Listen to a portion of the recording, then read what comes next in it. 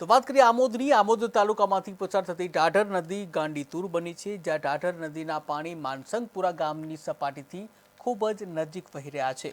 ઉપરવાસમાં ભારે વરસાદને લઈને આજવા સરોવર અને વિશ્વામિત્રી નદીના પાણી ઢાઢર નદીમાં આવતા ઢાઢર નદી ગાંડીતુર બની છે। ત્યારે માનસંગપુરા ગામના લોકોને તલાટી દ્વારા સંપર્ક અને એલર્ટ રહેવા જણાવ્યું।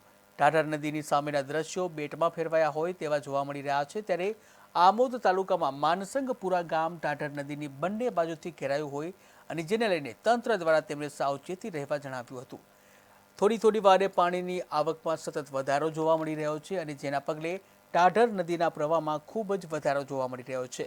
અત્રે ઉલ્લેખનીય છે કે ગુજરાતમાં હાલમાં પણ ભારે વરસાદની આગાહી આપવામાં આવી છે અને જેને પગલે જો સતત વરસાદ પડે તો આમોદ તાલુકાના આસપાસના તમામ ગામોને સ્થળાંતરિત કરવાની ભીતિ સર્જાય તેમ લાગી રહ્યું છે।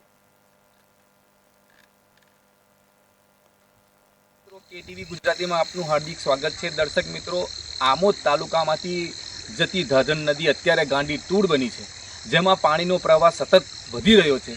ઢાઢર નદીમાં વિશ્વામિત્રી નદીના જે પાણી છે તે અત્યારે ખૂબ જ વધારો કરી રહ્યા છે, જેમાં આજવા સરોવરનું પણ પાણી અત્યારે હાલની અંદર આવી રહ્યું છે, જેને લઈને આમોદ તાલુકામાં આવેલ માનસંગપુરા ગામ અત્યારે છેક નજીકથી પાણી વહી રહ્યું છે। જેમાં કેમેરામેન બતાવશે કે અત્યારની જે સપાટી છે પાણીની જે અત્યારે ખૂબ જ ઉપર આવી ગયું છે। પાણી આજુબાજુના દ્રશ્યો જાણે બેટમાં ફેરાયા હોય, લોકોના ખેતરો જાણે બેટમાં ફેરવાઈ ગયા હોય તેવા દ્રશ્યો અહીંયા આગળ જોવાઈ રહ્યા છે।